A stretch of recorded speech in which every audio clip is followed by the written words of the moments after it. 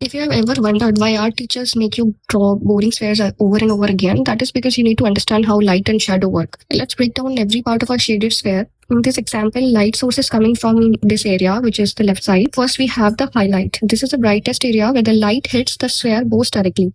Its position changes depending on where you are viewing the object from. Around the highlight is the core light, this area. This area still faces the light source but isn't as bright as the highlight. As the surface gradually turns away from the light, we enter the midtones, which is this area. These values are darker than the core light but lighter than the shadow side. Now we reach the shadow side.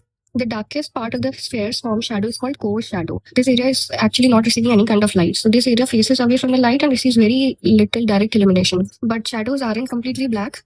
Light bounces off nearby surfaces and back onto the sphere. This creates reflected light, which is this part, which appears along the edge of the shadow side. When the sphere blocks light from reaching another surface, it creates a cast shadow, which is this. And right beneath the sphere, where the least amount of light can reach, you will find the occlusion shadow, which is this area. This is usually the darkest shadow in the entire drawing.